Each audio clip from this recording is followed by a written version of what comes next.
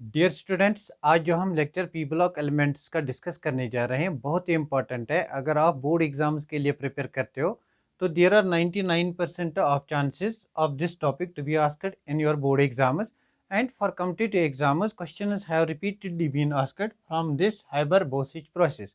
तो हमारा टॉपिक जो है आज का that is manufacture of ammonia by Haber Bosch process. There are other methods of preparation of ammonia, but on industrial scale, this process is utilized. This advantage is taken of this process, that's Haber-Bosch process. Haber was awarded Nobel Prize for this process, and Bosch developed a plant for this process. Therefore, he too was awarded Nobel Prize after 10 years. After 10 years of Haber got the Nobel Prize. So इस process में हम क्या करते हैं? इस process में हम क्या करते हैं? नाइट्रोजन और हाइड्रोजन को आपस में रिएक्ट करते हैं। They give ammonia molecules, they give ammonia gas, this is ammonia, this is in gases form ammonia gas, and this nitrogen is also gaseous form, this is also in gaseous form. This reaction is reversible in reaction, this reaction is reversible reaction, and the process of formation of ammonia, it is exothermic process. For exothermic process there is release of heat, means इस process में Q quantities of heat release होती है और del H for this process is negative. Del H for this process is negative.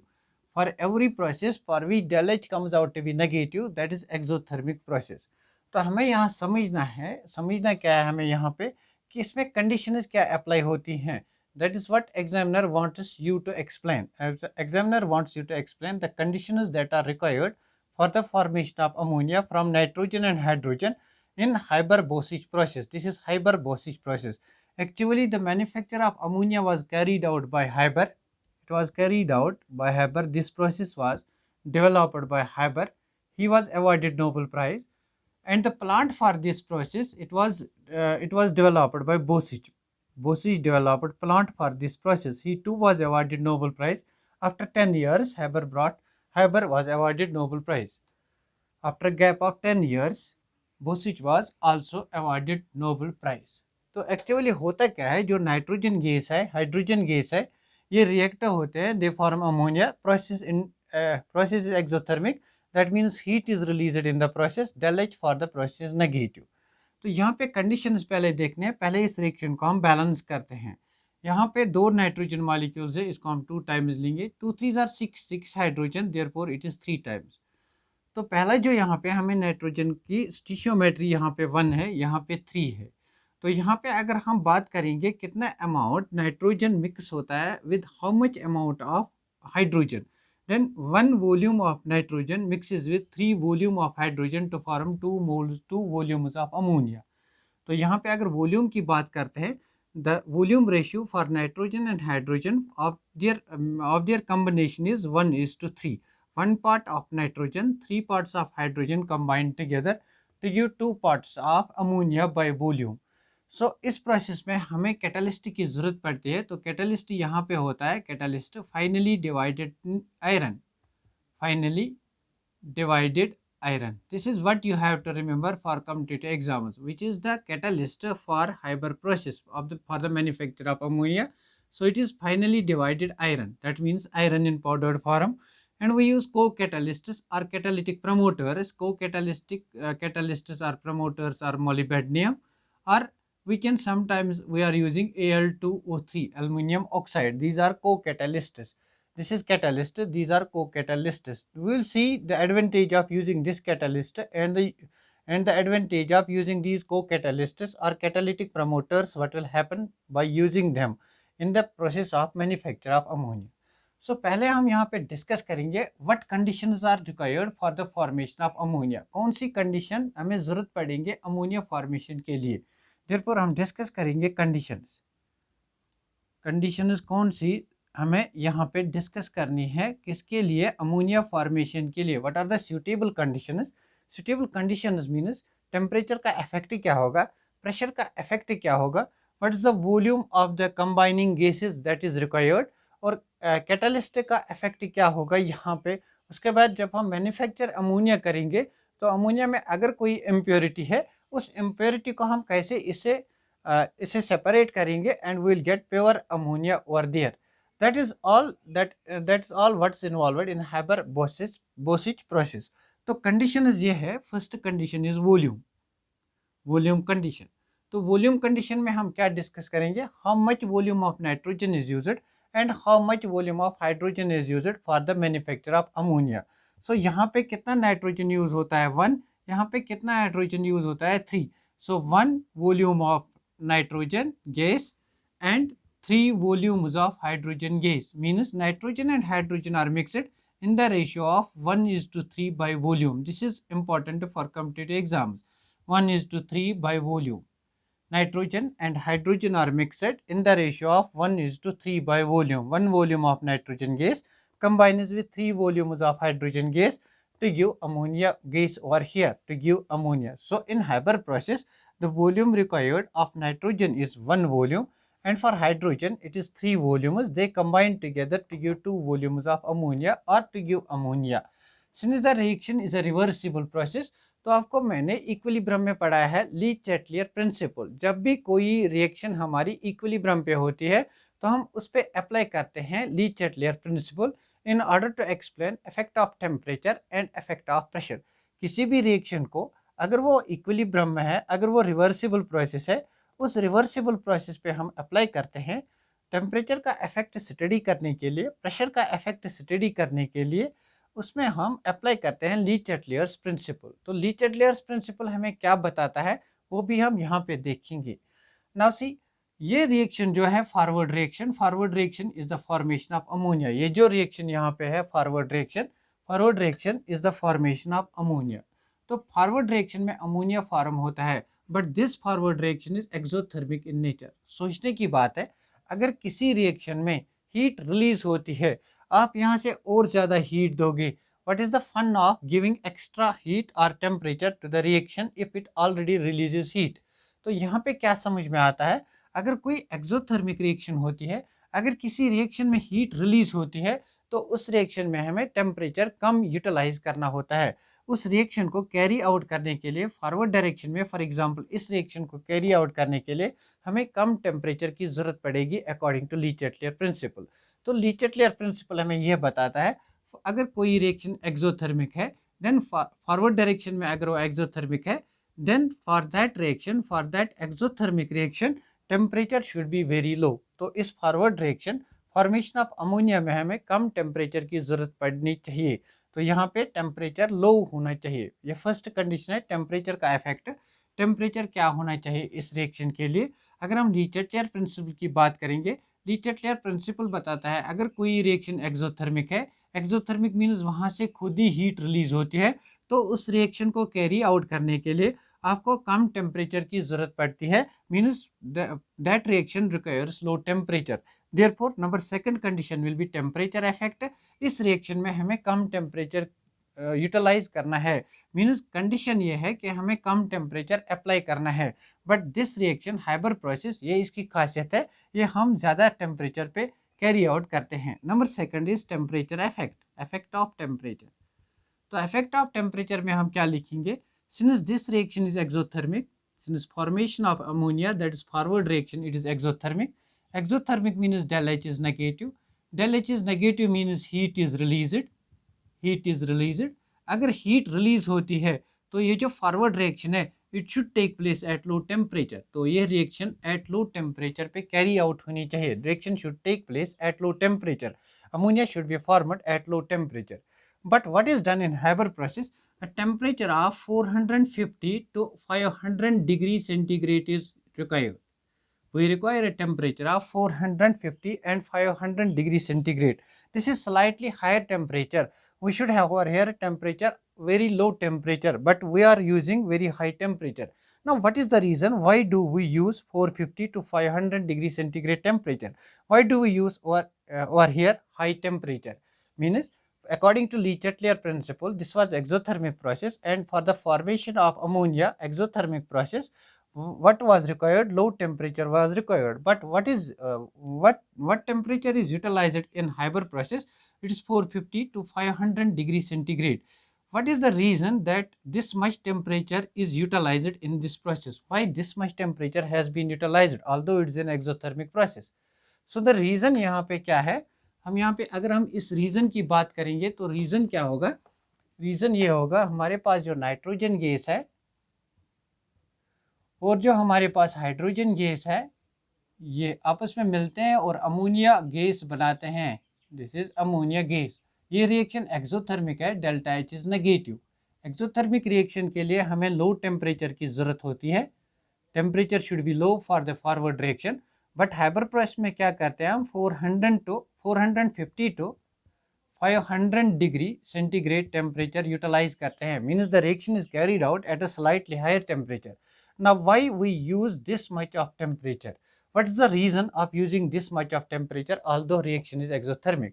तो यहाँ पे reason क्या हो सकता है, हमें पता है जो नाइट्रोजन है, nitrogen contains N N triple bond. N N triple bond it's a very strong bond, we know that bond strength increases with multiplicity of bond. For example, we have carbon, carbon single bond, O double bond and N triple bond. जितनी ज़्यादा bond में multiplicity होती है उतना ज़्यादा bond strong होता है। अगर ये बॉन्ड ब्रेक करना है तो कम अमाउंट ऑफ एनर्जी लगेगी, इस बॉन्ड को ब्रेक करने के लिए ज़्यादा टेम्परेचर की ज़रूरत पड़ेगी, और अगर ये बॉन्ड ब्रेक करना है तो और ज़्यादा टेम्परेचर की ज़रूरत पड़ेगी। तो यहाँ पे इस बॉन्ड को ब्रेक करने के लिए, इस बॉन्ड को ब्रेक करने के लिए दैट हम ये वाला टेम्परेचर यूज़ करते हैं। ऑल्दो ली चैटलियर प्रिंसिपल के हिसाब से हमें लो टेम्परेचर पे रिएक्शन करनी थी, बट लो टेम्परेचर पे ये रिएक्शन पॉसिबल नहीं है। क्यों नहीं है? बिकॉज जो हमारा नाइट्रोजन मॉलिक्यूल है उसमें एन एन ट्रिपल बॉन्ड है, एन एन ट्रिपल बॉन्ड बहुत ज़्यादा स्ट्रांग बॉन्ड होता है, और इस बॉन्ड को ब्रेक करने के लिए हमें क्या ज़रूरत पड़ता है, temperature 450 to 500 degree centigrade. I hope आपको ये चीज़ क्लियर हुई होगी why we use slightly higher temperature although Le Chatelier principle does not permit it। तो यहाँ पे आप क्या लिखेंगे, आप ऐसे लिखेंगे, जो ये मैन्युफैक्चर ऑफ अमोनिया है, manufacture of ammonia is an exothermic process since the process is reversible in nature according to Le Chatelier principle। if a process is reversible and if it is exothermic in nature, then the forward reaction should take place at very low temperature। but in Haber process we use a temperature of 450 to 500 degrees centigrade। Now what is the reason? The reason is that since NN bond is a strong bond, there is NN triple bond, its bond strength is very high, therefore it would require temperature to break this bond। we require temperature to break this bond, that's why we use temperature of 450 to 500 degrees centigrade। that's why a slightly higher temperature is used than predicted by Le Chatelier principle। तो एक और effect, दो effect हमने यहाँ पढ़े, पहला volume condition क्या होनी चाहिए और टेम्परेचर की कंडीशन क्या होनी चाहिए। Number third will be our pressure effect of pressure, that is condition number third, that is pressure का इफेक्ट इस पे क्या पड़ेगा। तो हमने ली चैटलियर प्रिंसिपल में ये पढ़ा है कि अगर कोई रिएक्शन इक्विलिब्रियम रिवर्सिबल, अगर कोई रिएक्शन रिवर्सिबल रिएक्शन है तो उसमें जहाँ की तरफ, जिस तरफ नंबर ऑफ मोल्स डिक्रीज होते हैं, नंबर ऑफ मोल्स जहाँ डिक्रीज होते हैं वहाँ प्रेशर कम यूटिलाइज करना पड़ता है। नंबर ऑफ मोल्स डिक्रीज होते हैं वहाँ प्रेशर ज़्यादा अप्लाई करना पड़ता है। Then pressure has to be applied to carry out that reaction. अगर यहाँ पे मोल्स देखेंगे, this is 1, this is 3, 3 + 1 is 4, यहाँ पे कितने मोल्स हैं, 2। So the number of moles in forward reaction it decreases, stoichiometric coefficient is decrease, number of moles decrease. तो अगर आपकी रिएक्शन में नंबर ऑफ मोल्स डिक्रीज होते हैं तो आपको प्रेशर ज़्यादा अप्लाई करना है। कॉमन सी बात है, अगर हम कोई कंटेनर लेंगे, उस कंटेनर में हमें नंबर ऑफ मोल्स कम करने हैं। फॉर एग्जांपल ये हमने कंटेनर लिया, इस कंटेनर में हमने गैस मॉलिक्यूल्स लिए, अब इन गैस मॉलिक्यूल्स का वॉल्यूम कम करना है तो हम यहाँ से प्रेशर ज़्यादा अप्लाई करेंगे। जितना ज़्यादा हम प्रेशर अप्लाई करेंगे उतने ये गैस मॉलिक्यूल्स कंप्रेस हो जाएंगे, मतलब इन गैस मॉलिक्यूल्स की एंट्रोपी डिक्रीज होगी। एंट्रोपी मतलब नंबर ऑफ मोल्स डिक्रीज होंगे। अगर हम यहाँ से एंट्रोपी देखेंगे तो यहाँ से 4 मॉलिक्यूल्स है और जब बनते हैं तो 2 ही मॉलिक्यूल्स बनते हैं, means number of molecules is directly proportional to the entropy. अगर आपके पास ज़्यादा नंबर ऑफ मॉलिक्यूल्स हैं तो एंट्रोपी ज़्यादा है। जब नंबर ऑफ मॉलिक्यूल्स कम होते हैं एंट्रोपी घट जाती है, तो यहाँ पे एंट्रोपी कम होती है। सो एंट्रोपी कम होने की वजह क्या है? अगर आप प्रेशर अप्लाई करते हो, पहले ही गैस मॉलिक्यूल्स क्या थे? दे वर फ्री टू मूव। अब जब हमने एक प्रेशर अप्लाई किया, बहुत ज़्यादा प्रेशर, तो ये गैस मॉलिक्यूल्स कंप्रेस हो गए, इनकी एंट्रोपी कम हो गई। That means number of moles decrease हो गए, यहाँ पे एंट्रोपी कम हो गई। तो प्रेशर हम वहीं पे इंक्रीज करते हैं, उसी डायरेक्शन में इंक्रीज करते हैं जहाँ नंबर ऑफ मोल्स डिक्रीज होते हैं। तो according to Le Chatelier's principle, this reaction should take place at high pressure. It should take place at high pressure. Means for this reaction we should require a high pressure, 1000 atmospheres, 2000 atmospheres. ये होना चाहिए, होता नहीं है। क्यों नहीं होता है? We will see that. क्या मैंने कहा? मैंने यहाँ पे कहा कि ये जो रिएक्शन है ये रिवर्सिबल रिएक्शन है। अगर कोई रिएक्शन रिवर्सिबल है तो उसमें प्रेशर की कंडीशन किस फैक्टर पे डिपेंड करती है? नंबर ऑफ मोल्स पे। अगर आपको फॉरवर्ड रिएक्शन देखनी है, अगर फॉरवर्ड रिएक्शन में नंबर ऑफ मोल्स कम होते हैं तो रिएक्शन में ज़्यादा प्रेशर की ज़रूरत पड़ती है, then we require high pressure. अगर नंबर ऑफ मोल्स कम पड़ते हैं then we require low pressure according to Le Chatelier's principle. Therefore according to Le Chatelier's principle, जो यहाँ पे फॉरवर्ड रिएक्शन है, forward reaction according to Le Chatelier's principle, जो forward reaction है that is ammonia formation. Ammonia formation जो यहाँ पे है, वहाँ पे क्या होता है? नंबर ऑफ मोल्स डिक्रीज होते हैं, नंबर ऑफ मोल्स डिक्रीज होते हैं। तो हमें पता है according to Le Chatelier's principle, if the number of moles decreases, if N decreases, number of moles decreases, तो क्या करना होता है? हमें प्रेशर हाई अप्लाई करना पड़ता है। मीन्स इस रिएक्शन को फॉरवर्ड डायरेक्शन में कैरी आउट करने के लिए according to Le Chatelier's principle we should require a very high temperature. But Haber process में क्या होता है? हाइबर ने क्या यूज़ किया? हाइबर प्रोसेस में हम लो टेम्परेचर रखते हैं, low temperature, a temperature of 250 atmospheres. This is quite a low temperature compared to the high temperature. A temperature of 250 atmospheres. Now reason क्या है? हम यहाँ पे बहुत ज़्यादा टेम्परेचर क्यों नहीं यूटिलाइज करते हैं? For example 1000 atm, for example 2000 atm, why we do not use such high temperature over here? तो क्या होता है? जो प्लांट बनता है, जिस प्लांट में मैन्युफैक्चरिंग होती है, वो प्लांट बहुत बड़ा होता है। बहुत बड़ा मतलब वो कई स्क्वायर फीट होता है। मीन्स 1000 स्क्वायर फीट बहुत बड़ा प्लांट होगा। एक सिटी में बहुत बड़ा प्लांट होता है। उस प्लांट में क्या होता है? उस प्लांट में हमें थ्रू पाइप्स इस हाइड्रोजन और ऑक्सीजन गैस को कैरी आउट करना है, और उन पाइप्स में बहुत ज़्यादा प्रेशर मेंटेन करना बहुत ज़्यादा डिफ़िकल्ट होता है। इसलिए हम क्या करते हैं? लो प्रेशर यूटिलाइज करते हैं। This is the reason. तो यहाँ पे तीसरी कंडीशन क्या आ गई? प्रेशर की कंडीशन। प्रेशर की कंडीशन अगर हम रिवर्सिबल रिएक्शन में देखेंगे, according to Le Chatelier's principle, increase in pressure proceeds the reaction in that direction in which there is decrease in the number of moles. तो reaction forward direction में होने के लिए हमें हाई प्रेशर की ज़रूरत थी। बट हाइबर प्रोसेस में हाइबर ने क्या किया? हाइबर ने कम प्रेशर को इस्तेमाल किया, he utilized low pressure. Why? Because it is very difficult to maintain high pressure in a plant industry, in an industry wire in a plant where you are manufacturing chemicals on industrial scale. तो ये हमारे पास तीसरी condition आ गई। Now the fourth condition is, fourth condition, अगर आप pressure का effect यहाँ पे लिखना चाहोगे आप ऐसे लिखोगे, since the formation of ammonia gas, it's a reversible reaction and the number of moles decreases during the formation of ammonia. Therefore according to Le Chatelier principle, high pressure should be required. High pressure is required because the number of moles is decreasing. Yeah, the forward reaction proceeds in that direction in which the number of moles decreases if you apply high pressure. But what we are doing in Haber process, we are maintaining a pressure of 250 atm. That is not quite a high pressure. Why we do not use high pressure over there? Because it is not easy. It is not easy to control high pressure conditions when we are preparing a chemical on industrial scale. Means in power plants or in manufacturing plants, it's very difficult to maintain high pressure conditions. Now number fourth condition is catalyst, effect of catalyst. तो catalyst को हमने बहुत detail में पढ़ा था, surface chemistry में भी, kinetics में भी। कैटलिस्ट का काम क्या होता है? कैटलिस्ट का काम होता है, जो हमारी ये रिएक्शन है, nitrogen gas plus hydrogen gas gives ammonia molecules, gives ammonia gas. तो हमारी जो ये रिएक्शन है, कैटलिस्ट का काम होता है इस रिएक्शन को, जो ये रिएक्शन है मतलब इसकी रेट को इन्हांस करना, इसकी रेट को इन्हांस करना। रेट इन्हांस करना मतलब यहाँ पे दो रेट कांस्टेंट है, एक फॉरवर्ड रिएक्शन है, एक बैकवर्ड रिएक्शन है। लेकिन कैटलिस्ट क्या करता है, वो फॉरवर्ड रिएक्शन को भी इन्हांस करता है, वो बैकवर्ड रिएक्शन को भी इन्हांस करता है। That is why we are using over here catalytic promoters such as molybdenum and Al2O3। तो कैटालिटिक प्रमोटर्स का मतलब क्या है, वो कैटालिस्ट की एक्टिविटी को बढ़ा देते हैं। यहाँ पे हम कैटालिस्ट इसलिए यूज़ करते हैं finally powdered iron.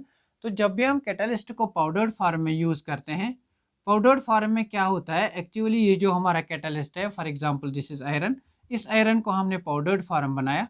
Powdered form में लाने के बाद क्या होता है, इस आयरन में इसका जो सरफेस एरिया है, यहाँ पे कितनी सरफेस अवेलेबल है, 1 2 3 4। अब हमारे पास ये भी एक पीस है, ये भी एक पीस है, अब इसमें भी चार साइड्स है, यहाँ भी चार साइड्स है, यहाँ भी चार साइड्स है। मीन्स सरफेस एरिया जो कैटालिस्ट का है वो पाउडर्ड फॉर्म में इंक्रीज होता है, सरफेस एरिया इंक्रीज होता है। सरफेस एरिया इंक्रीज होने का मतलब अब इस पे ज़्यादा से ज़्यादा नाइट्रोजन और हाइड्रोजन स्टिक हो जाता है। नाइट्रोजन और हाइड्रोजन यहाँ पे ज़्यादा ज़्यादा स्टिक होता है। नाइट्रोजन और हाइड्रोजन जितना ज़्यादा सरफेस ऑफ कैटालिस्ट पे आएगा उतना ज़्यादा प्रोडक्शन ऑफ अमोनिया हो जाएगा। That's why role of catalyst is over here. That's why catalyst plays important role in industrial manufacture of chemicals like our ammonia Haber process, like our sulfuric acid, that's contact process। वो process हम आगे आगे पढ़ेंगे। लेकिन इसमें हम आपको याद क्या रखना है, जो यहाँ पे कैटालिस्ट यूज़ करते हैं that's iron in powdered form. Iron को हम पाउडर्ड फॉर्म में यूज़ करते हैं और इसके साथ हम कोक कैटालिस्ट को यूज़ करते हैं, मोलिब्डेनम और Al2O3। These are certain condition जो हमें ज़रूरत पड़ती है manufacture of ammonia bye Haber process. जब हम हाइबर प्रोसेस में अमोनिया को मैन्युफैक्चर करते हैं तो ये वाली कंडीशंस हमारे लिए ज़रूरत होती है। कौन सी कंडीशन, पहला वॉल्यूम। वॉल्यूम में हमने क्या देखा, 1:3 ratio, 1 part of nitrogen 3 parts of hydrogen by volume. Number second हमने टेम्परेचर देखा। According to Le Chatelier principle हमें कम टेम्परेचर की ज़रूरत थी, लेकिन फिर भी हमने ज़्यादा टेम्परेचर यूज़ किया। वाई, बिकॉज हमें पता है नाइट्रोजन नाइट्रोजन बॉन्ड से स्ट्रांग बॉन्ड होता है, ये एट लो टेम्परेचर ब्रेक नहीं होगा, इसलिए थोड़ा सा ज़्यादा टेम्परेचर इंक्रीज किया। उसके बाद रोल ऑफ प्रेशर। प्रेशर के रोल में हमने क्या देखा, according to Le Chatelier's principle जो ये फॉरवर्ड रिएक्शन है इसमें नंबर ऑफ मोल्स डिक्रीज होते हैं, therefore high temperature should be required. But what we are doing, we are maintaining only a pressure of 250 atmospheres. तो इतना प्रेशर कम क्यों लेते हैं, it is because it is difficult to maintain high pressure conditions in plants where we manufacture chemicals on industrial scale। तो उसके बाद हम catalyst को यूज़ करते हैं। कैटालिस्ट को भी हम पाउडर्ड फॉर्म में यूज़ करते हैं। पाउडर्ड फॉर्म में क्या होता है, सरफेस एरिया इंक्रीज होता है। सरफेस एरिया इंक्रीज होने से क्या होगा, ज़्यादा से ज़्यादा सरफेस पे N2 और H2 का एड्जॉर्प्शन हो जाएगा, क्योंकि हमने पढ़ा है सरफेस केमिस्ट्री में adsorption theory of catalysis, that is based on this. तो यहाँ पे हम अमोनिया की मैन्युफैक्चर जो है वो ज़्यादा से ज़्यादा कर सकते हैं, वो ज़्यादा से ज़्यादा इसकी रेट को इंक्रीज कर सकते हैं because of the use of catalyst. So these were certain conditions which are used in Haber process for the manufacture of ammonia. अब हम इसकी एक डायग्रामेटिक रिप्रेजेंटेशन बनाएंगे। तो क्या करते हैं इसमें, सिंपल डायग्रामेटिक रिप्रेजेंटेशन। यहाँ से हम एक गैस लेते हैं, यहाँ से एक और गैस लेते हैं। फॉर एग्जांपल यहाँ से हमने नाइट्रोजन गैस लिया और यहाँ से हमने हाइड्रोजन गैस लिया। Hydrogen gas and nitrogen gas they are inserted like this, they are inserted. यहाँ से हम हाइड्रोजन गैस और नाइट्रोजन गैस को इंसर्ट करते हैं। नाइट्रोजन गैस और हाइड्रोजन गैस को हम एक चैम्बर में लेते हैं, इस चैम्बर में डाल देते हैं, दिस चैम्बर। इस चैम्बर को हम कहते हैं, इस चैम्बर को कहते हैं कंप्रेशन चैम्बर। मीन्स प्रेशर का इफेक्ट यहाँ पे होगा, जहाँ पे बोर्ड कंप्रेशन आएगा, pressure should not be ignored और there. Compression chamber, compression chamber में क्या होगा, जो हमारा अब ये नाइट्रोजन गैस है और जो हाइड्रोजन गैस है they are subjected to pressure conditions. Means इनको हम कंप्रेस करते हैं। हमें पता है जब भी हम गैसेस को कंप्रेस करते हैं तो क्या होता है, वो लिक्विफाई होना स्टार्ट होते हैं, लेकिन यहाँ पे लिक्विफिकेशन ऐसे नहीं होगी। नाउ सी क्या होता है, इस कैटालिटिक चैम्बर में हम प्रेशर मेंटेन करते हैं 250 atm। इस कैटालिटिक चैम्बर से आगे हम इनको भेज देते हैं, सॉरी, इस कंप्रेशन चैम्बर से आगे इनको भेज देते हैं इनटू कैटालिटिक चैम्बर। अब इनको हम सब्जेक्ट करते हैं into catalytic chamber. Now these gases are subjected into catalytic chamber. तो सोचने की बात है, अगर हम इसको कैटालिटिक चैम्बर कहते हैं, कैटालिटिक चैम्बर, तो यहाँ पे रोल ऑफ कैटालिस्ट भी आएगा कैटालिटिक चैम्बर। तो कैटालिटिक चैम्बर में रोल ऑफ कैटालिस्ट आएगा, मीन्स हमारा जो नाइट्रोजन अब है और जो हाइड्रोजन है वो रिएक्ट करेंगे in presence of finally divided iron, powdered iron, and in presence of promoter MO and Al2O3। यहीं पे हम टेम्परेचर को मेंटेन करते हैं 450 टू 500 डिग्री सेंटीग्रेड। अब क्वेश्चन ये अराइज होता है, यहाँ पे टेम्परेचर क्यों नहीं मेंटेन किया, यहाँ पे टेम्परेचर क्यों मेंटेन किया? सोचने की बात है, सीधी सी बात है, सोचने की बात यह है, यहाँ पे हमने प्रेशर अप्लाई किया, with the help of pressure क्या होता है, कंप्रेशन होता है। अगर यहाँ पे टेम्परेचर इंक्रीज करेंगे तो प्रेशर का कोई इफेक्ट नहीं होगा, जो कंप्रेशन होगा वो रिवर्ट बैक होगा into expansion. Number second condition यहाँ पे क्यों इस्तेमाल किया, हमने काइनेटिक्स में पढ़ा है टेम्परेचर का क्या रोल होता है। अगर हम कहीं टेम्परेचर इंक्रीज करते हैं तो number of molecules which undergo collision that increases, number of effective collisions increases, those molecules which have proper orientation their collision increases. तो यहाँ पे हमें कोलिजन की ज़रूरत है on the surface of the catalyst, तो यहीं पे हम टेम्परेचर को इंक्रीज करते हैं। उसके बाद हमारा क्या होता है, ये यहाँ से मिलके हमें अमोनिया गैस देते हैं, ammonia gas, this is now our ammonia gas, this is NH3 gas, this is NH3 gas. लेकिन प्रॉब्लम ये है, जो अमोनिया गैस बनता है, since the reaction is reversible, और यहाँ पे चांसेस ये हैं कि इसमें थोड़ा सा लिटिल % ऑफ नाइट्रोजन गैस भी होगा और हाइड्रोजन गैस भी होगा, means this ammonia gas it will contain impurity. Ammonia gas में इम्प्योरिटी होगी, और इम्प्योरिटी क्या क्या होगी यहाँ पे, नाइट्रोजन गैस और हाइड्रोजन गैस। अब सवाल ये पैदा होता है कि ये जो इम्प्योरिटी यहाँ पे है, इनको कैसे रिमूव किया जाएगा ना। अब आपको दिमाग लगाना है, ये तीनों गैसेस जो है इनका अलग अलग लिक्विफैक्शन पॉइंट है, मीन्स इन तीनों को हम लिक्विफाई कर सकते हैं। लेकिन सबसे ज़्यादा इजीली कौन सा गैस लिक्विफाई होता है, अमोनिया गैस। क्वेश्चन आया है एंट्रेंस में, which of the following gases liquefies easily, then ammonia gas liquefies easily. अगर आपने ये कंसेप्ट नहीं पढ़ा है तो आप गैसेस स्टेट में लिक्विफैक्शन ऑफ गैसेस एक बार फिर चेक कर सकते हो, compressibility factor, van der Waals equation, वहाँ से आप देख सकते हो लिक्विफैक्शन ऑफ गैसेस। तो अमोनिया गैस जो होता है ये इजीली लिक्विफाई होता है, मीन्स ये जल्दी लिक्विफाई होता है compare to these two gases. Ammonia gas easily liquefies compare to these two gases. तो क्या करेंगे हम, यहाँ पे कैटालिटिक चैम्बर से जब हमें अमोनिया मिला तो इस अमोनिया को अब हम कंडेंसेशन करेंगे। कंडेंसेशन मतलब कूलिंग करेंगे। अब इस अमोनिया को हम कूलिंग करेंगे, यहाँ से हम कूलिंग करेंगे। कूलिंग करने से क्या होगा, अमोनिया ज़्यादा इजीली लिक्विफाई होता है, तो यहाँ पे जो गैस कलेक्ट होगा हमें, that will be ammonia gas, this gas will be ammonia gas.